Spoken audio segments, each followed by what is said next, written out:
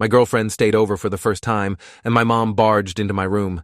The doorknob turned at exactly 6:38 in the morning, and I knew before the door even opened that my life was about to implode. I'd been lying awake for the past hour, Melissa breathing softly beside me in my bed, her hair spread across my pillow in a way that made my chest tight with something that felt dangerously close to love. We'd been dating for 9 months, and last night was the first time she'd stayed over at my apartment, the first time we'd crossed that particular threshold in our relationship. I should have been thinking about breakfast or how beautiful she looked in the early morning light filtering through my blinds. Instead, I was listening to footsteps in my hallway that shouldn't have been there, calculating whether I could get Melissa dressed and presentable before my mother completed her unauthorized entry into my private space. The door swung open without a knock, without warning, without any acknowledgement that this was my apartment that I paid for with my own money. My mother stood in the doorway holding a casserole dish, still wearing her church clothes from what I assumed was an early service, her face arranged in an expression of cheerful determination that I'd learned to recognize as her most dangerous mood.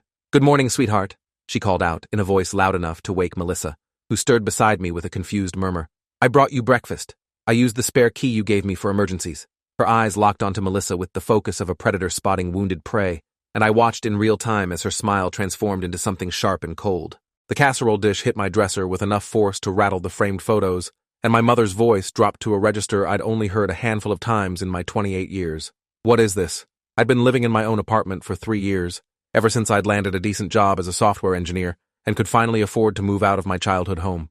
The apartment was mine, a one-bedroom in a quiet building in Pasadena, and I'd been so proud when I'd signed the lease.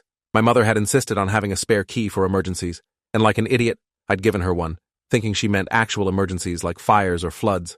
I should have known better.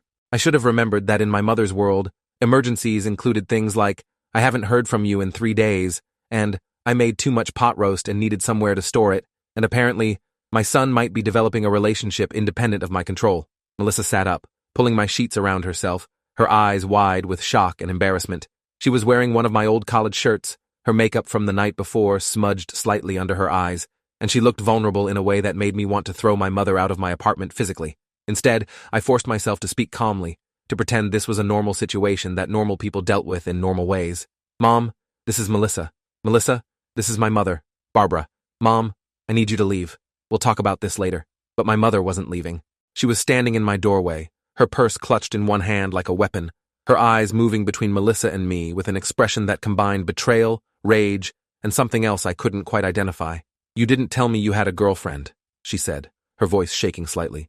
"You didn't think that was information I needed to know? I'm your mother. I raised you by myself after your father left. I sacrificed everything for you, and this is how you repay me? By sneaking around with some girl?" The word girl came out like an insult, and I saw Melissa flinch. She was 30 years old, a veterinary nurse with her own apartment and a car she'd paid off herself, and she was being reduced to some girl by a woman who'd known of her existence for approximately 90 seconds. I got out of bed, painfully aware that I was wearing only boxer shorts, and moved to position myself between my mother and Melissa. "Mom, you need to leave now. I mean it. We can talk later, but you can't just barge into my apartment." "I have a key," my mother said, as if that explained everything. "You gave me a key, which means you wanted me to be able to access your apartment, and it's a good thing I did, or I never would have known what you've been hiding from me." She turned her attention back to Melissa, who was now trying to gather her clothes from where they'd been scattered across my floor the night before. "How long has this been going on? How long have you been sleeping with my son?" The question was so inappropriate, so far beyond the boundaries of normal parent-child interaction, that for a moment I couldn't even process it. Melissa's face went bright red, and she clutched my shirt tighter around herself. "I think I should go," she whispered to me, and I could hear the tremor in her voice. "This was a mistake. I shouldn't have stayed over." "No," I said firmly, touching her shoulder. "You didn't do anything wrong. Mom is leaving." I turned to face my mother, and for the first time in my life, I let her see real anger on my face. "Get out. Now. We'll talk later, but you need to leave my apartment immediately." My mother's expression shifted through several emotions, before settling on wounded martyrdom, a look I knew well from years of experience. "I can't believe you're choosing some stranger over your own mother," she said, her voice breaking theatrically. "After everything I've done for you." She picked up her casserole dish and swept out of my bedroom, but instead of leaving the apartment, I heard her moving around in my kitchen, opening cabinets and starting what sounded like coffee brewing. If you are enjoying this story already, please subscribe to see more stories like this. I closed the bedroom door and leaned against it, my heart pounding. Melissa was pulling on her jeans, tears streaming down her face, and I felt a surge of helpless rage at my mother for creating this situation. "I'm so sorry," I said, moving toward Melissa. "This isn't normal. She's never done anything like this before." Even as the words left my mouth, I knew they were a lie. My mother had done things like this before, just never quite this extreme, never with the stakes this high. I need to leave, Melissa said, not meeting my eyes as she found her bra and turned away from me to put it on. This is too much. Your mother clearly has issues with you dating, and I don't want to be in the middle of that. She was speaking quickly, her words running together, and I recognized panic when I heard it. We should have talked about this. You should have warned me that your mom was this involved in your life. I wanted to argue, to explain that I hadn't known my mother would do something this extreme, but the truth was more complicated. I had known, on some level. I'd known that my mother had boundary issues, that she called too often and showed up unannounced at my old apartment before I'd moved to this building specifically to put more distance between us. I'd known, and I'd avoided telling Melissa the full extent of it, because I was ashamed, because I'd hoped that somehow I could have a relationship with Melissa separate from my mother's influence. That hope was currently being shattered, along with any chance of sleeping in past 7 on a Sunday morning. By the time Melissa was dressed, my mother had made coffee and was sitting at my kitchen table like she owned the place. She'd even brought out the photo albums, the ones from my childhood that I'd never asked her to keep at my apartment, but that she'd apparently stored in my hall closet without my knowledge.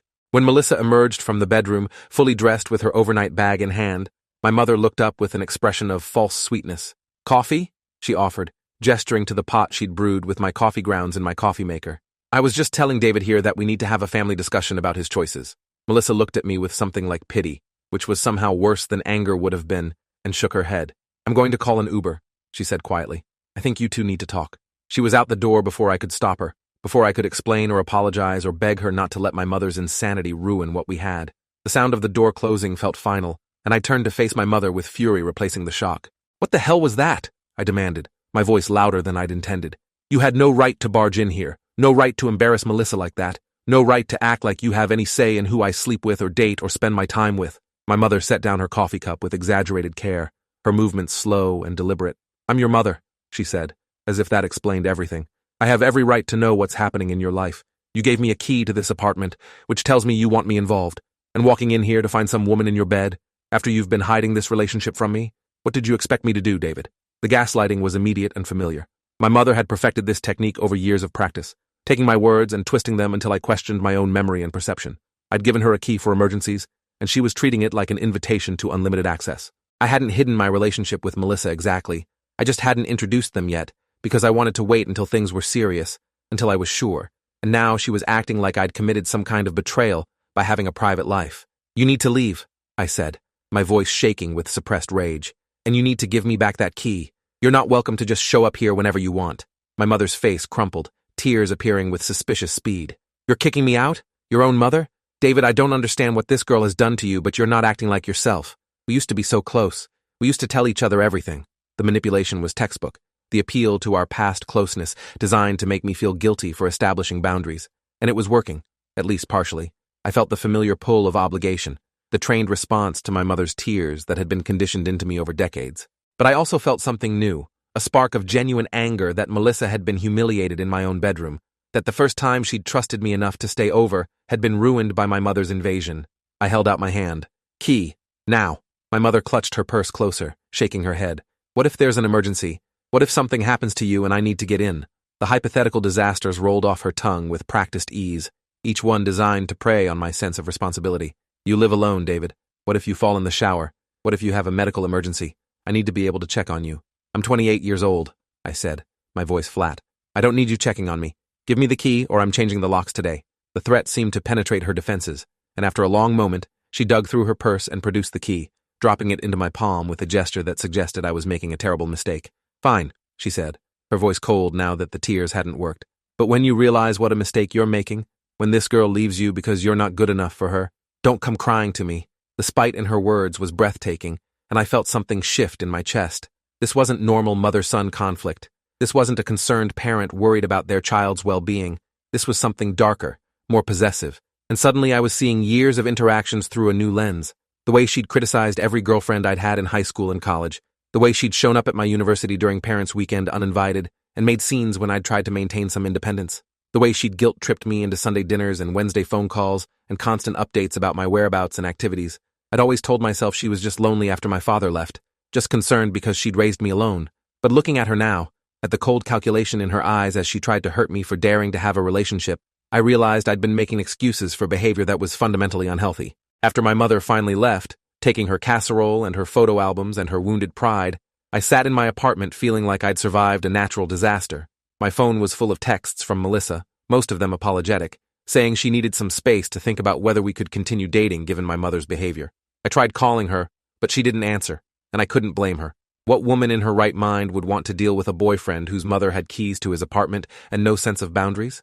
I spent the rest of Sunday researching mother-son enmeshment, reading articles about emotional incest and covert narcissism and unhealthy attachment patterns. Everything I read felt like it was describing my mother, describing our relationship, describing dynamics I'd thought were normal, because they'd been my entire lived experience. I found a forum for adults with overbearing parents, and the stories there were so similar to mine that I felt simultaneously validated and horrified. Other people's mothers showed up unannounced.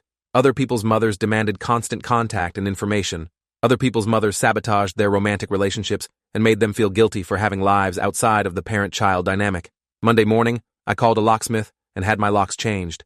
It cost $280, money I hadn't budgeted for, but I couldn't stomach the idea of my mother having access to my apartment anymore. The locksmith, a guy named Rick who looked like he'd seen everything, made small talk while he worked. "Crazy ex?" he asked, and I almost laughed at the simplicity of that explanation.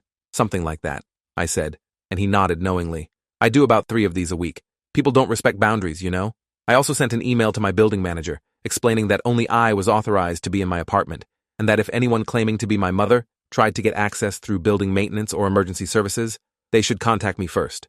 The building manager, a woman named Patricia, who'd always been professional and kind, responded within an hour. "We've actually had some concerns about a woman who's been in the building asking about you," she wrote. "Building security has seen her multiple times trying to access your floor, even though she's not a resident. We were about to contact you about it. I'll make a note in our system that she's not authorized." The revelation that my mother had been trying to access my building multiple times made my skin crawl. How long had this been going on? How many times had she shown up when I wasn't home? I thought about the times I'd come back to my apartment and felt like things were slightly out of place, how I'd dismissed it as my imagination or forgetfulness. Now I wondered if my mother had been letting herself in regularly, going through my things, monitoring my life in ways I hadn't even realized. Melissa finally called me back on Monday night, and I could hear the exhaustion in her voice. "I've been thinking a lot about yesterday," she said without preamble, "and I need to know how often that kind of thing happens. Is your mom always that involved in your life?" I wanted to lie, to minimize, to protect both my mother and myself from the uncomfortable truth, but I was tired of lying, tired of pretending my family dynamic was normal. "Yes," I admitted. "Not that extreme usually, but yes. She calls multiple times a day. She shows up at my apartment without warning.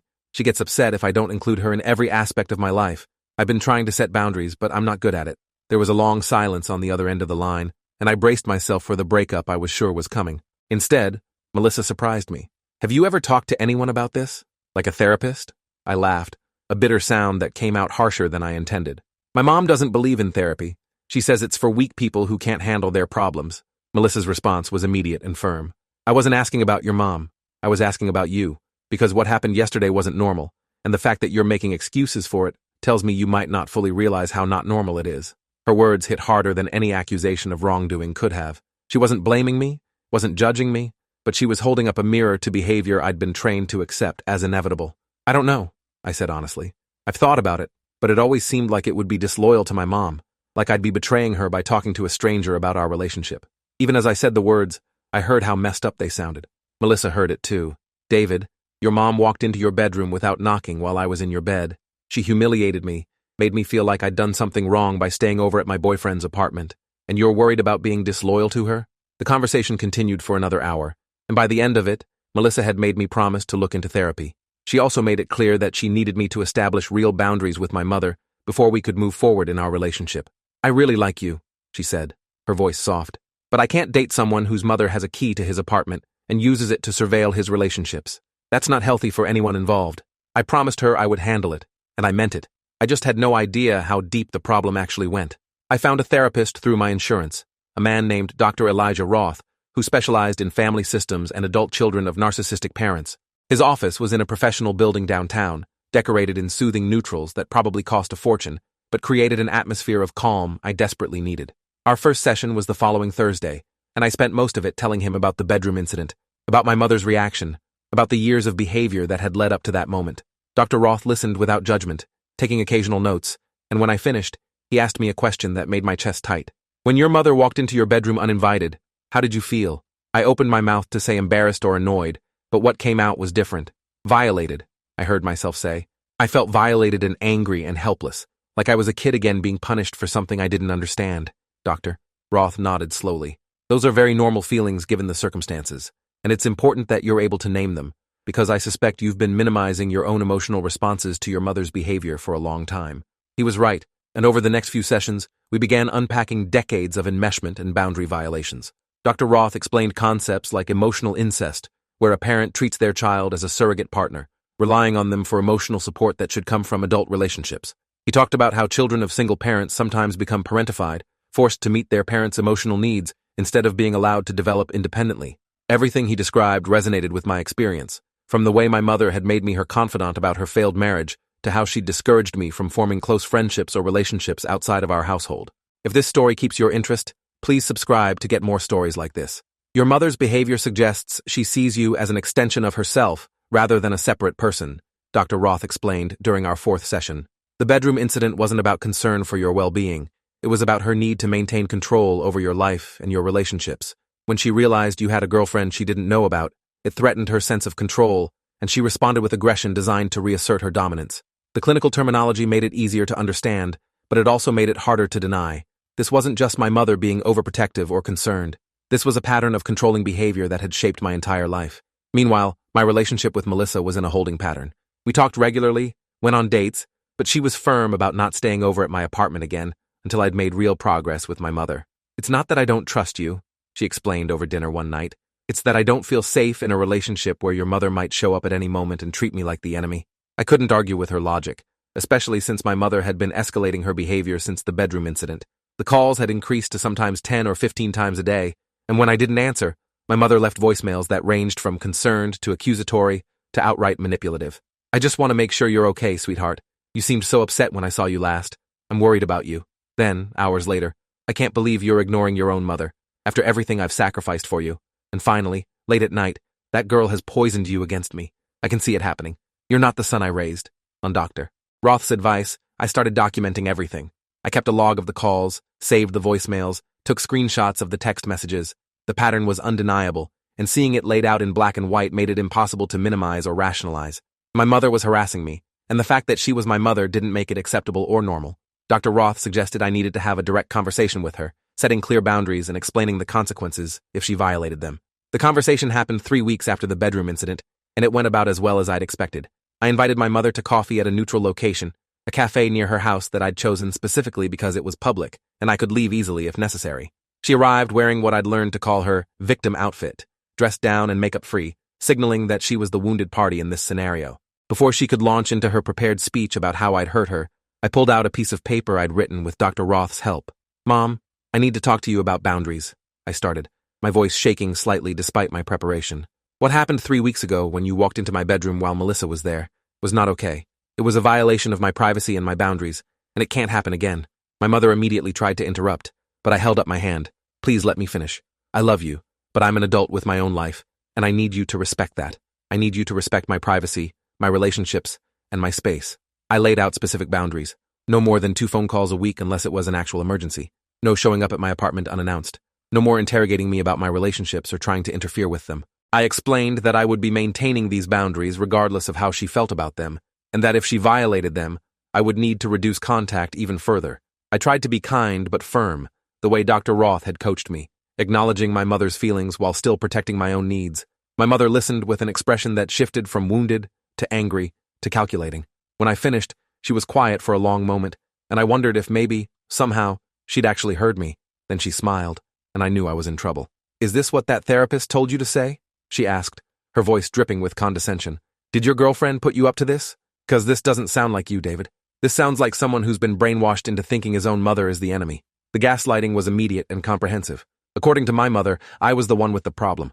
I was the one being manipulated. My need for boundaries was actually evidence that I'd been turned against her by malicious outside forces. She cried, she raged, she guilt-tripped, she tried every tool in her arsenal to make me back down. And for a terrible moment, I felt myself wavering, felt the old patterns trying to reassert themselves. Then I thought about Melissa's face when my mother had called her some girl, and I found my spine. I'm not discussing this anymore, I said, standing up from the table. These are my boundaries, and they're not negotiable. If you can't respect them, then we'll need to take a break from our relationship until you can. I left cash for my coffee on the table and walked out, leaving my mother sitting there with shock written all over her face. My hands were shaking so badly I could barely get my car keys out of my pocket, but I also felt a strange sense of liberation. I'd done it. I'd actually stood up to her. The backlash was immediate and severe. My mother called 38 times in the next 24 hours. When I didn't answer, she started calling my workplace, telling my receptionist that there was a family emergency and she needed to speak to me urgently. My boss pulled me aside and asked if everything was okay at home, and I had to explain that my mother was having trouble accepting some boundaries I'd set. The humiliation of having to have that conversation at work, of having my personal life bleed into my professional life, was overwhelming. Then my mother escalated. On Saturday morning, exactly 1 week after our coffee shop conversation, I woke up to pounding on my apartment door. When I looked through the peephole, I saw my mother standing there with 2 police officers. My stomach dropped as I opened the door, and my mother immediately pushed past me, the officers following with obvious reluctance. "There he is," my mother announced, her voice shaking with theatrical emotion. "I told you he was being held against his will." The officers, a younger woman named Officer Lindsay Campos, and an older man named Officer Robert Cho, looked uncomfortable as my mother began her performance. According to her story, I'd been brainwashed by a cult-like therapist and a manipulative girlfriend, and I was being prevented from contacting my family. She'd filed a wellness check request, claiming she was concerned for my safety, and the officers were obligated to verify that I was okay. Officer Campos asked me directly if I was being held against my will or prevented from contacting anyone, and I assured her I was fine, just setting healthy boundaries with my mother. "Ma'am," Officer Cho said to my mother, his tone patient but firm, "your son is clearly an adult capable of making his own decisions. If he's chosen to limit contact with you, that's his right. Unless you have evidence of actual danger or coercion, there's nothing we can do." My mother's face went through a rapid series of expressions before settling on righteous indignation. "He's being manipulated," she insisted. "His girlfriend has turned him against me. She's probably after his money or trying to isolate him for nefarious purposes." The officers exchanged a look that suggested they dealt with this kind of situation more often than I would have guessed. Officer Campos gently but firmly explained to my mother that unless I was in immediate danger, she couldn't use police resources to force me to have a relationship with her. They suggested family counseling, which my mother immediately rejected, and then they left, but not before Officer Campos handed me a card. "If this escalates," she said quietly, "document everything and consider filing for a restraining order. This kind of behavior often gets worse before it gets better." After they left, I sat in my apartment feeling shell-shocked. My mother had called the police on me. She'd manufactured a crisis and used emergency services to try to force her way back into my life. This wasn't the behavior of a concerned parent. This was stalking, harassment, and abuse disguised as maternal love. I texted Dr. Roth asking for an emergency session, and he managed to fit me in that afternoon. When I told him what had happened, he didn't look surprised. "This is a common escalation pattern," he explained. "When narcissistic parents lose control, they often try to recruit authority figures to their side, to validate their narrative that you're the problem. The good news is that it didn't work. The officers saw through it, but this probably won't be her last attempt." He was right. Over the next 2 weeks, my mother launched a coordinated campaign to turn my extended family against me. She called my aunts, my cousins, my grandmother, anyone who would listen, spinning a story about how I'd abandoned her for a gold-digging girlfriend who was isolating me. Some family members called me to ask what was going on, and I tried to explain the situation as calmly as I could. Others took my mother's side immediately, sending me angry messages about how I should respect my mother and how family comes first. The divide was painful, and I lost relationships I'd valued because people believed my mother's version of events over my lived experience. Melissa was incredibly supportive through all of this, even though she was the one being vilified in my mother's narrative. She came with me to several therapy sessions, and Dr. Roth helped us develop strategies for protecting our relationship from my mother's interference. Melissa also shared that her roommate's boyfriend had gone through something similar, and she connected me with a support group for adults dealing with narcissistic parents. Attending my first support group meeting was a revelation. Hearing other people's stories, realizing I wasn't alone or crazy or wrong to feel violated by my mother's behavior, gave me strength I hadn't known I needed. The crisis point came about 6 weeks after the bedroom incident.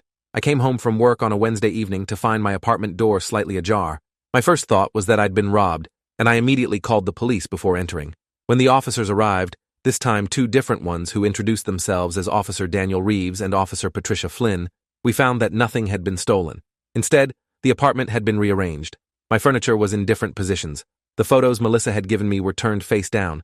My refrigerator had been restocked with my mother's cooking. And on my bed was a photo album filled with pictures of me and my mother throughout my childhood, open to a page where she'd written, "Remember who loves you most," in thick black marker. The officers looked at the scene with serious expressions. "This is breaking and entering," Officer Flynn said. "Do you know who might have done this?"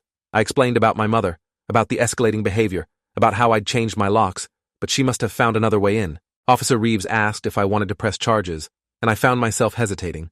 This was my mother. Could I really have her arrested? Then I thought about coming home to my sanctuary violated, about the message inherent in her actions, about how this behavior would only escalate if I didn't put a stop to it. Yes, I said. I want to press charges. The investigation revealed that my mother had befriended my neighbor, an elderly woman named Mrs. Chen who lived alone and was lonely. My mother had told Mrs. Chen a story about needing to check on her son who was ill and couldn't get to the door, and Mrs. Chen had let my mother into the building and even helped her pick my lock using a YouTube tutorial. Mrs. Chen was mortified when she realized she'd been manipulated, and she gave a statement to the police confirming everything. Building security footage showed my mother entering the building multiple times over the past month, always when I was at work, always using Mrs. Chen's access. My mother was arrested and charged with breaking and entering and criminal trespass. The arrest was humiliating for her, according to my aunt who called to berate me for destroying your mother's life over a relationship. But it was also necessary. Dr. Roth helped me understand that allowing the behavior to continue would only enable my mother's delusions and put both me and Melissa at risk. We filed for a restraining order as well, and the judge granted it after hearing about the pattern of harassment, the false police report, and the break-in. The court hearing for the restraining order was one of the hardest days of my life. My mother represented herself, refusing to hire an attorney despite multiple recommendations. She gave a rambling testimony about how I was her whole world, how she'd sacrificed everything for me, how no girlfriend could love me the way she did. The judge, a middle-aged woman named Judge Valerie Thornton, who'd clearly seen this kind of situation before, listened patiently and then delivered a decision that was both compassionate and firm. "Mrs. Stevens," she said, "I don't doubt that you love your son. But love that controls, that violates boundaries, that refuses to allow the other person to grow and develop independently, that's not healthy love, that's possession. And the law does not support it." The restraining order was granted for 2 years, requiring my mother to stay at least 500 feet away from me, my apartment, and my workplace. She was also prohibited from contacting me directly or through third parties. The criminal charges for the break-in resulted in a plea deal, 6 months of probation and mandatory counseling for her, something I'd hoped for, because at least it meant she'd be getting some kind of professional help. But I knew from Dr. Roth and my support group that narcissistic parents rarely changed, even with therapy, because they didn't believe they were the problem. The aftermath was complicated. Some family members stopped speaking to me entirely, believing I'd betrayed my mother in the worst possible way. Others quietly reached out to express support, sharing that they'd witnessed her controlling behavior over the years, but hadn't known how to help. My grandmother, my mother's own mother, called me one evening and said something that made me cry. "I failed your mother when she was young," she said. "I let her father control her in ways that damaged her, and she's now doing the same thing to you. I'm proud of you for breaking that cycle, even though I know it's hard." Melissa and I moved forward carefully, rebuilding trust and creating a relationship that was ours alone. She stayed over again, and this time there were no interruptions, no unexpected visitors, no drama. It felt safe in a way I hadn't realized I'd been missing. We talked about the future, about what a life together might look like, and for the first time, I could imagine a family dynamic that was healthy instead of suffocating. I continued therapy, working through the layers of damage my mother's parenting had caused. Dr. Roth helped me understand that setting boundaries wasn't cruel or disloyal. It was necessary for my own mental health and for any hope of eventually having a healthier relationship with my mother. He also cautioned me that the restraining order wouldn't solve everything, that my mother would likely continue to try to insert herself into my life through indirect means. He was right. About 8 months after the restraining order was granted, I received a friend request on social media from an account that looked legitimate, but was clearly my mother using a fake name. I blocked it immediately and documented it as a violation of the restraining order. There were occasional letters that came through my grandmother, always playing the victim, always blaming Melissa or my therapist, or anyone except herself for our estrangement. I stopped reading them, instead filing them with my lawyer in case we ever needed to extend the restraining order. 2 years after the bedroom incident, Melissa and I got engaged. I didn't tell my mother, didn't invite her to the celebration, didn't even inform the family members who might pass the information along. This was my life, my relationship, my choice, and I'd finally learned that I didn't need my mother's approval or involvement to be happy. The wedding was small and intimate, filled with people who supported us and our relationship. Melissa's family welcomed me with open arms, showing me what healthy family dynamics looked like, how parents could be involved in their adult children's lives without being controlling or invasive. Sometimes I still think about that Sunday morning when my mother walked into my bedroom. I think about how different my life might have been if I'd dismissed Melissa's concerns, if I'd made excuses for my mother's behavior one more time. The path I chose was harder, involving police reports and restraining orders and lost relationships. But it was also the path that led to freedom, to a partnership built on respect rather than manipulation, to a future where I could be my own person instead of an extension of my mother's needs. Dr. Roth told me once that the opposite of love isn't hate, it's boundaries. Real love respects autonomy, celebrates independence, and wants what's best for the other person, even if it means letting go. My mother's version of love was possessive and suffocating, demanding total access and control. Learning to recognize the difference saved my life and my relationship. And when I think about having children someday, I'm determined to love them the way I should have been loved, with open hands instead of clenched fists, preparing them to fly instead of clipping their wings to keep them close. The doorknob turned at 6:38 that morning, and my life changed forever. Not because my mother walked in, but because I finally saw her behavior for what it was and chose to stop accepting it. Justice came not in the form of revenge, but in the form of boundaries enforced, laws applied, and ultimately, in the freedom to build a life based on mutual respect and genuine love. My mother barged into my room for the first time, but I made sure it was the last. If you enjoyed this, you'll definitely want to see the next ones too. So subscribe now and let me know your take in the comments.